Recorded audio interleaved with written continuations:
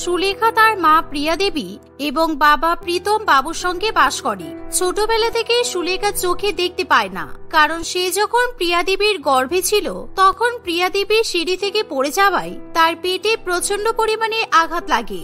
আর যখন তার সন্তান জন্ম নেয় তখন সে অন্ধ হয়ে জন্মায়। আর সুলেখা যখন বড় হয়ে ওঠে তখন তার বাবা মায়ের একটাই চিন্তা, তারা তাদের অন্ধ মেয়েকে কিভাবে বিয়ে দেবে। কারণ সুলেখা যতই সুন্দর হোক না কেন, তার সব থেকে বড় খুঁত ছিল সে চোখে দেখতে পায় না, অর্থাৎ সে অন্ধ। ছোটবেলা থেকে মেয়েটাকে শহরের কত বড় বড় ডাক্তার দেখালাম, এমনকি লক্ষ লক্ষ টাকা খরচ করিয়ে বিদেশে পর্যন্ত মেয়েটাকে সুস্থ করার জন্য নিয়ে গেছি, কিন্তু কি এমন হলো কি জানি যে মেয়েটা সারা জীবনের মতো অন্ধ হয়ে গেল। এরকম যদি হয় তাহলে আমার মেয়ের বিয়ে দিতে তো খুব সমস্যা হবে। আরে তুমি এত চিন্তা করছো কেন? তোমার কি টাকার অভাব আছে? তোমার টাকার লোভে পড়ে তোমার মেয়েকে ঠিক লোকে বিয়ে করে নিয়ে চলে যাবে, তাই তুমি বিয়ে নিয়ে একদম চিন্তা করো না। বাবু হ্যাঁ, টাকার লোভে তোমার অন্ধ মেয়েকে বিয়ে করে নিয়ে যেতে কোনো ছেলের বইই গেছে। কেননা কোনো ছেলের মা বাবাই চাইবে না তার বাড়ির বউ অন্ধ হোক। এই যদি এখন তুমি অন্ধ হতে, আমি কি তোমাকে বিয়ে করতাম নাকি? সে তুমি আমাকে 1 কোটি টাকা দিলেও আমি তোমাকে বিয়ে করতাম না, বুঝেছো? দুজনে মিলে এভাবে তাদের মেয়ের বিয়ে নিয়ে আলোচনা করতে থাকে। আর সুলেখা তার বাবা মায়ের সব কথা শুনতে পায়। এর ফলে সুলেখার মন খারাপ করে, কারণ তার বাবা মায়ের যখন অন্ধ মেয়েকে বিয়ে নিয়ে এত মতবাদ, তখন বাইরের ছেলেই বা কেন সুলেখাকে বিয়ে করতে চাইবে। মা বাপি, তোমরা দয়া করে চিন্তা করো না। আর আজকালকার দিনে অনেক মেয়েরই তো বিয়ে হয় না, তাই আমারও যদি বিয়ে না হয় তাতে আমার কোনো অসুবিধা নেই। আমি ঠিক নিজের মতো কিছু একটা ব্যবস্থা করে নেব। চোখে দেখতে পাই না তার আবার বড় বড় কথা। তুই নিজের ব্যবস্থা নিজে কি করবি রে? তোর কোনো ক্ষমতা আছে নাকি? যাই ব্যবস্থাই হোক না কেন, সবটাই আমার টাকার উপর ভর করে হবে, বুঝেছিস? তাই আমার মাথা গরম করাস না। এই বলে প্রীতম বাবু এবং তার স্ত্রী নিজের ঘরে চলে যায়। আর সুলেখা কাঁদতে কাঁদতে সোফার উপর বসে পড়ে। এভাবেই বেশ কিছুদিন কাটে। একদিন প্রীতম বাবু খুবই খুশি মনে অফিস থেকে বাড়িতে ফিরে আসে, কারণ সে নিজের মেয়ের বিয়ে দেওয়ার জন্য ছেলে দেখেছে। এই যে গিন্নি, এতদিন ধরে তোমার ঈশ্বরকে ডাকার ফল তুমি পেয়েছো, কারণ তোমার মেয়ের বিয়ের জন্য আমি একটা ছেলের সম্বন্ধ দেখেছি। আর আজকে সন্ধ্যাবেলায় তোমার মেয়েকে পাত্র শুভম আর তার পরিবার দেখতে আসবে, তাই তোমার মেয়েকে খুব সুন্দর করে সাজিয়ে গুছিয়ে তৈরি করে রেখো, বুঝেছো? সে আবার কি কথা? তুমি ছেলে দেখলে আর সেই ছেলে আমার মেয়েকে দেখতে আসার জন্য রাজি হয়ে গেল? এই কথাটা জানার পরও যে আমাদের মেয়ে অন্ধ, তুমি ইয়ার্কি মারছো? আমার কিন্তু এরকম ইয়ার্কি মোটেই পছন্দ নয়। আমার মুখের উপর বেশি বেশি তর্ক করো না। অন্ধ মেয়ের বিয়ে নিয়ে আমি ইয়ার্কি মারতে যাবো কেন গো? আর আমি ছেলেগার তার পরিবারকে জানাইনি যে আমার মেয়ে অন্ধ। একবার মেয়েকে দেখতে আসুক, আর সুন্দরী মেয়েকে দেখলে এমনিতেই প্রেমে পড়ে যাবে। কিন্তু বাবা, এরকম মিথ্যা কথা বলে কাউকে তো ফাঁসানো মোটেই উচিত নয়। তুমি আগে থেকে বলে দিতে পারতে যে আমি চোখে দেখতে পাই না, কারণ যেই আমাকে দেখতে আসুক না কেন সত্যি কথাটা তো জানতে পারবেই, আর আমাকে অপমান করে এখান থেকে চলে যাবে। আমি চোখে দেখতে পাই না বলে আর অপমান সহ্য করতে পারবো না বাবা। সুলেখার বাবা তার মেয়ের কোনো কথাই শুনতে চায় না। সুলেখার মা সুলেখাকে সুন্দর করে সাজিয়ে গুছিয়ে তৈরি করে ফেলে। আর সুলেখার এরকম সুন্দর করে সাজগোজ দেখে মোটেই বোঝা যায় না যে সুলেখা অন্ধ। সন্ধ্যা হতে না হতেই শুভম তার পরিবারকে নিয়ে সুলেখা দেবীকে দেখতে চলে আসে। আর তাদের পাত্রীকে মোটামুটি বেশ ভালো মতোই পছন্দ হয়। সবই তো বুঝলাম, কিন্তু বড় লোকের মেয়ে, বুঝতেই তো পারছেন সংসার কি আর ভালো করে করতে পারবে? আর বিশেষ করে রান্না বান্না, আমাদের কাছে যতই টাকা থাকুক না কেন, আমরা কিন্তু চাই আমাদের বৌমা যেন নিজের হাতে রান্না করুক। নতুন বৌমার জন্য আমরা কিন্তু বাড়িতে কোনো রাঁধুনি রাখতে পারবো না। না না দিদি, আপনার রাঁধুনি রাখার তো কোনো প্রয়োজনই হবে না। আমার মেয়ে অসাধারণ খাবার রান্না করতে পারে, আর বিশেষ করে চা এত সুন্দর বানায়, সেই চা খেলে আপনি তো প্রেমে পড়ে যাবেন। প্রিয়া দেবী বুঝতে পারে না যে সে নিজের অন্ধ মেয়ের প্রশংসা করতে গিয়ে নিজের জালে নিজেই ভালো মতো ফেসে যাবে। আর তার কথা শোনা মাত্রই রঞ্জিতা দেবী একেবারে বেঁকে বসে, কারণ সে এখন তার হবু বৌমার হাতে চা খেতে ইচ্ছুক হয়ে পড়ে। এর ফলে প্রিয়া দেবী এবং প্রীতম বাবু দুজনেই একেবারে ফ্যাসাদে পড়ে যায়। যাক, তাহলে তো ভালোই হলো। যাও আমার হবু বৌমা, আমাদের জন্য গরম গরম 3 কাপ চা করে নিয়ে এসো। আজকেই আমি বুঝে যাব তাহলে তুমি কেমন রান্না বান্না করতে পারো। আর চায়ের সঙ্গে গরম গরম সিঙ্গারা ভেজেও নিয়ে এসো। যাও। না মানে, এখনই চা করে খাওয়ানোর কি দরকার? আর আমরা তো খাওয়া দাওয়ার ব্যবস্থা আপনাদের জন্য করেছি। আমার মেয়ে না হয় বিয়ের পর একেবারে আপনাদেরকে চা করে খাওয়াবে। সুলেখার হবু শাশুড়ি মা কিছুতেই কারোর কোনো কথা শুনতে চায় না। সে সুলেখাকে চা করতে যাওয়ার জন্য বাধ্য করে, কিন্তু সুলেখা যেহেতু অন্ধ, তাই সে সোফার উপর থেকে উঠে কোন দিকে রান্নাঘর কিছুতেই বুঝে উঠতে পারে না। এর ফলে সে হোঁচট খেয়ে সেখানেই পড়ে যায়। আর এই দেখে সুলেখার হবু শাশুড়ি মা প্রচন্ড পরিমাণে অবাক হয়। ও ও মা গো, এই মেয়েকে দিনকানা নাকি? কিরকম আলো ঝলমলে পরিবেশে হোঁচট খেয়ে পড়ে যাচ্ছে কেন? আমার কিন্তু বিষয়টা মোটেই ঠিক লাগছে না। না আসলে কালকে রাত্রিবেলা আমার ভালো করে ঘুম হয়নি তো, তাই জন্য আমার মাথাটা একেবারে ঘুরে গেছে, তাই আমি পড়ে গেছি। আপনারা চিন্তা করবেন না, আমি এক্ষুনি আপনাদেরকে চা করে নিয়ে এসে দিচ্ছি। এই বলে তাড়াতাড়ি করে অন্ধ মেয়ে উঠে দাঁড়ায় এবং তার মা তাকে সাহায্য করার জন্য এগিয়ে গেলে রঞ্জিতা দেবী সেখানেও প্রশ্ন তোলে। ফলে প্রিয়া দেবী তার অন্ধ মেয়েকে সাহায্য করার জন্য রান্নাঘরে যেতে পারে না, আর সুলেখা কোনো মতে একা একা চা করার জন্য রান্নাঘরে চলে যায়। কিন্তু রান্নাঘরে গিয়ে সে চোখে কিছু দেখতে না পাওয়ায় কোথায় জল আছে, কোথায় চা পাতা আছে কিংবা কোথায় চিনি আছে কিছুই খুঁজে পায় না। এবার আমি কি করব? বাবা মায়ের সম্মান রাখার জন্য বড় মুখ করে তো বলে দিলাম যে আমি চা করে নিয়ে আসছি, কিন্তু আমি তো কিছুই চোখে দেখতে পাচ্ছি না, আমি চা করব কিভাবে তাহলে? এই বলে অন্ধ সুলেখা কোনো মতে হাতড়ে হাতড়ে গ্যাস জ্বালায় আর জল গরম করতে বসিয়ে দেয়। কিন্তু সে জলের মধ্যে চা পাতার বদলে হাতের সামনে যা পায় তাই দিয়ে চা করতে শুরু করে দেয়। আর সুলেখার চা করা হয়ে গেলে তার মা সেই চা নিয়ে এসে সকলকে দিয়ে দেয়। আর কিছুক্ষণের মধ্যেই সেখানে কেলেঙ্কারি ঘটে। ছি, এটা আবার চা হয়েছে পুরো নুনে পোড়া, তার উপর তুমি চা পাতার বদলে কি দিয়েছো দেখেছো? আমি তো তোমাকে পরীক্ষা করতে চেয়েছিলাম আর সেটাই সত্যি হলো, তুমি অন্ধ তাই তো?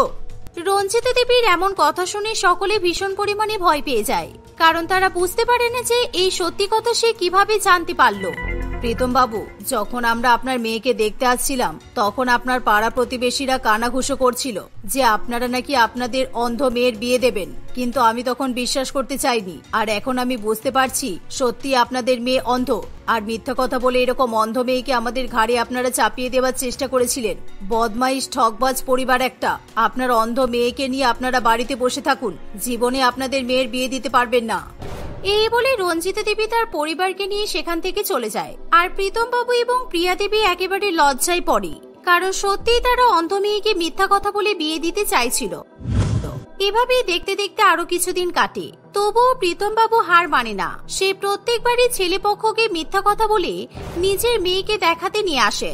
আর তখনই ছেলের মা যখন অন্ধ সুলেখাকে সেলাই করতে বলে, তখন সে সেলাই করতে না পেরে সুচ নিজের হাতে ফুটিয়ে ফেলে। আবার কখনো বা ছেলের মা জল খেতে চাইলে অন্ধ সুলেখা জলের বদলে তাকে সর্ষের তেল খাইয়ে দেয়।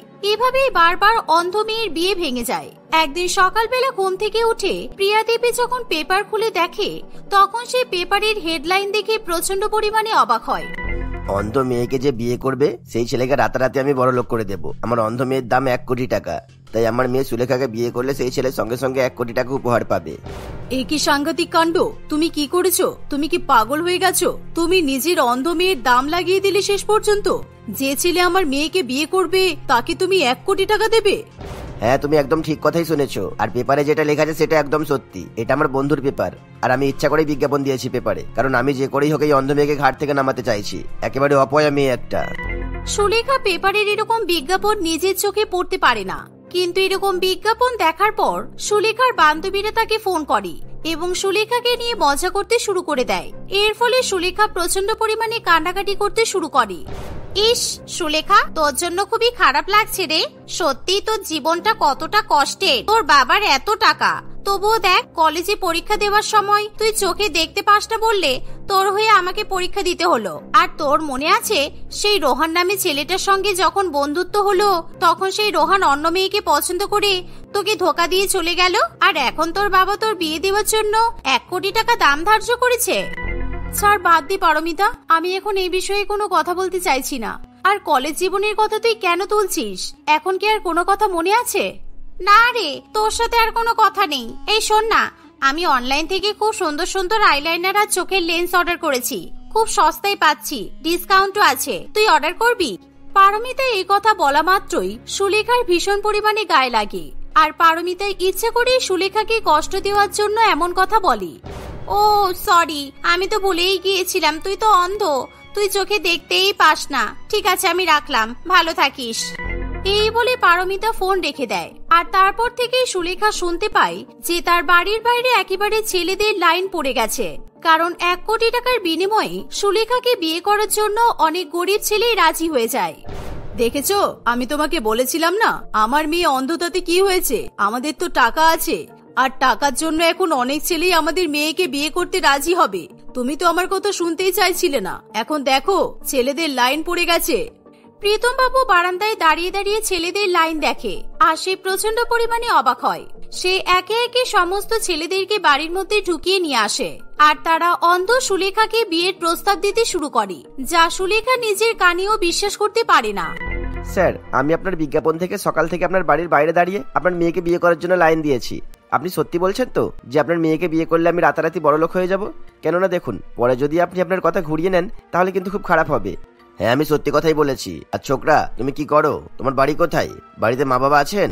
আরে, আমি তো সারাদিন বাড়িতে বসে বসে মদ খাই আর নেশা করি, আর আমার জ্বালাতেই তো আমার মা বাবা হার্ট অ্যাটাকে মারা গেছে। ওসব কথা বাদ দিন, আপনার মেয়েকে নিয়ে আসুন এক্ষুনি, বিয়ে করে বাড়ি নিয়ে চলে যাব। আর আপনি 1 কোটি টাকা রেডি করুন। আপনার বিজ্ঞাপন দেখেই বুঝতে পারছি যে আপনি আপনার মেয়েকে ঘাট থেকে নামাতে চাইছেন। সত্যিই তো, ওইরকম অন্ধ মেয়েকে কেই বা রাখবে? চন্দনের এরকম অদ্ভুত কথা শুনে প্রীতম বাবু এবং প্রিয়া দেবী ভীষণ পরিমাণে ভয় পেয়ে যায়, কারণ তারা নিজের অন্ধ মেয়েকে যতই অপছন্দ করুক না কেন, তবু একটা নেশাখোর ছেলের সঙ্গে কিছুতেই তারা তাদের মেয়ের বিয়ে দিতে চাইবে না।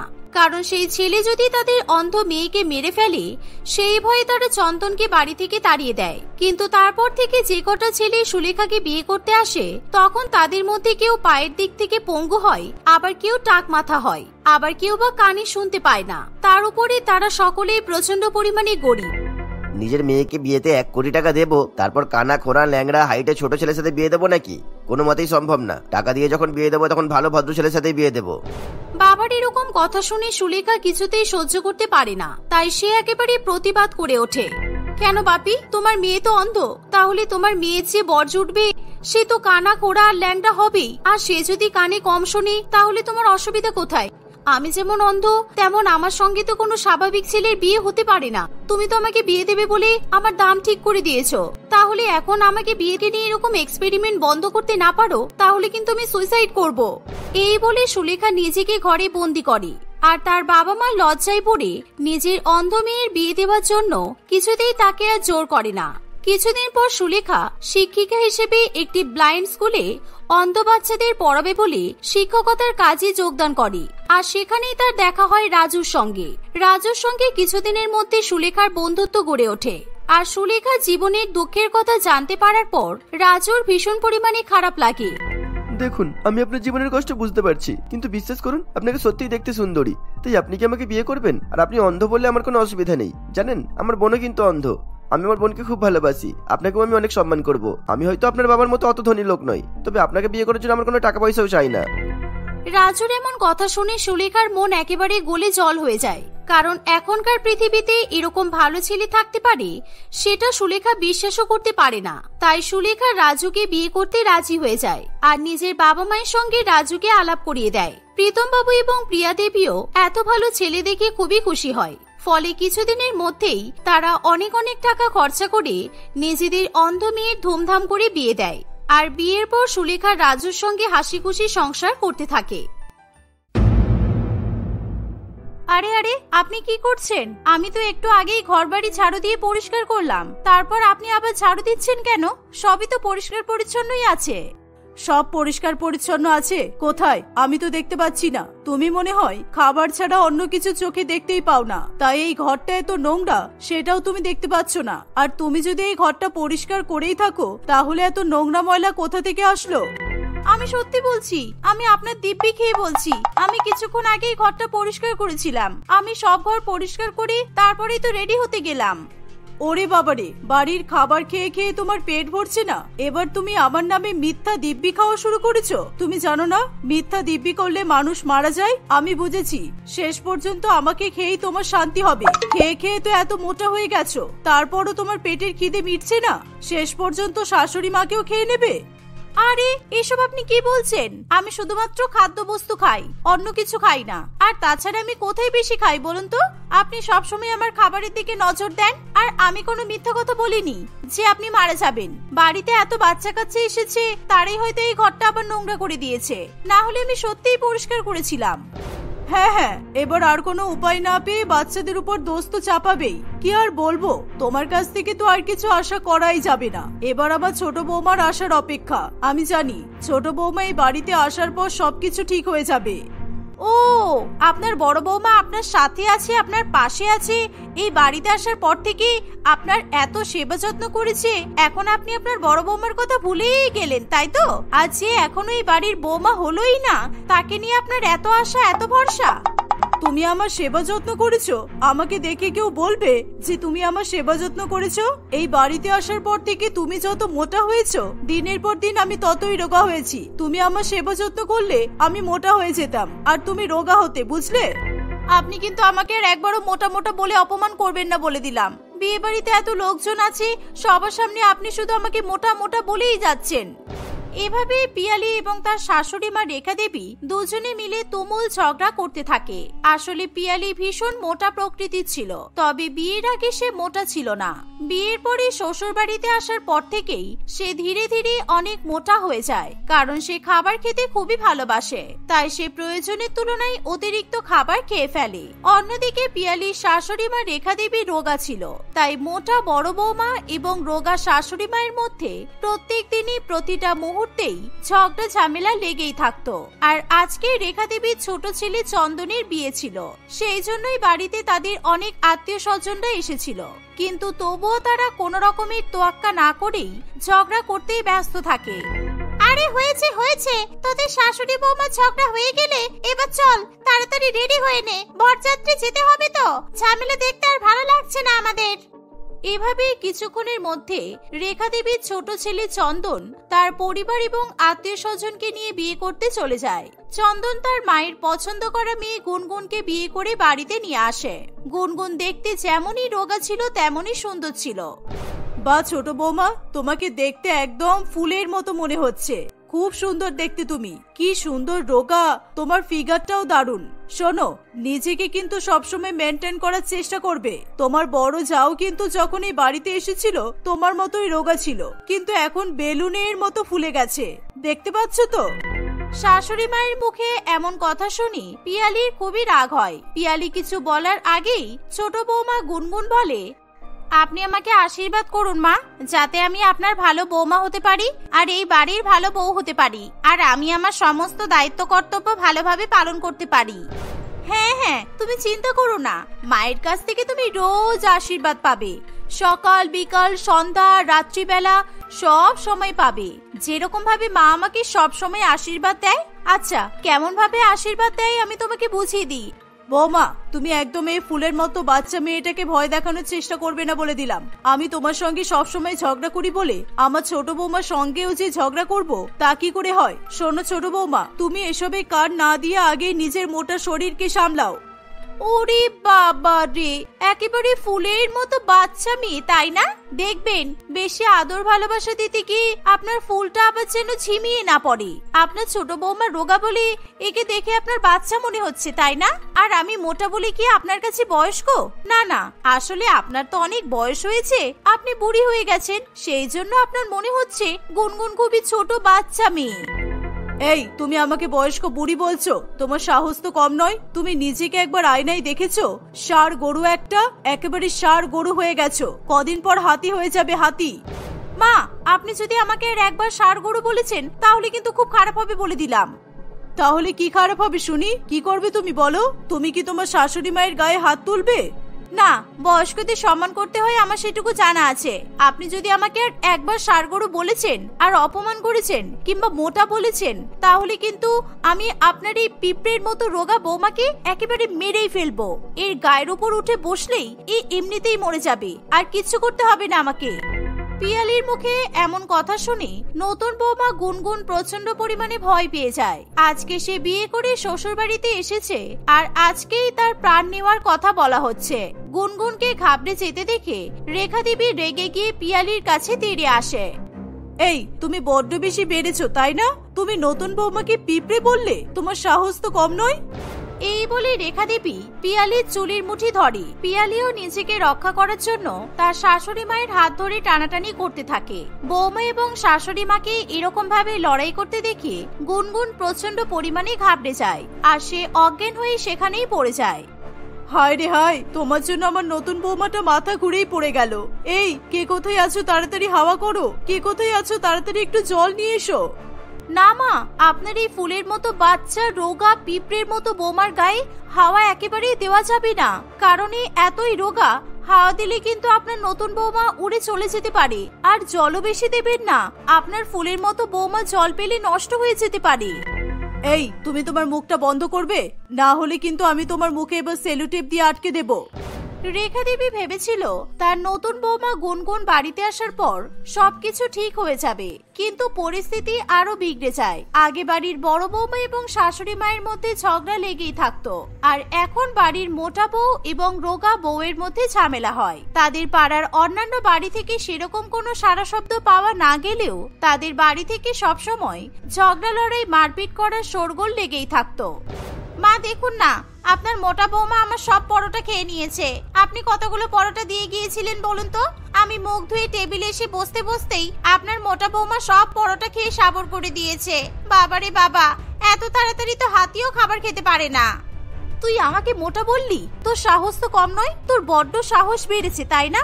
এইটুকু সাইজে ছোটখাটো একটা মেয়ে, তোর ভয় নেই বল? তুই আমার সঙ্গে ঝগড়া করতে আসছিস? তোমার সাথে ঝগড়া করার আমার কোনো ইচ্ছা নেই। তুমি আমার ভাগের পরোটাগুলো কেন খেয়ে নিলে সেটা বলো। একজন সাধারণ মানুষ তো 4-5টার বেশি পরোটা খেতেই পারবে না, আর তুমি একাই 10টা পরোটা কিভাবে খেলে? আমার খিদে পেয়েছিল তাই আমি খেয়ে নিয়েছি। আমাকে খাবার নিয়ে খোটা দিবি না বলে দিলাম, না হলে এখনই আমি পাখা চালিয়ে দেব। আমাদের এই ফ্যানটা কিন্তু একেবারে হাই স্পিড ফ্যান। একবার ফ্যানটা চালালেই তুই যে উড়ে কোথায় পালাবি তোকে খুঁজে পাওয়াই মুশকিল হয়ে যাবে। তোর বাপের বাড়ির লোকজন হ্যারিকেন হাতে নিয়ে খুঁজলেও তোকে খুঁজে পাবে না।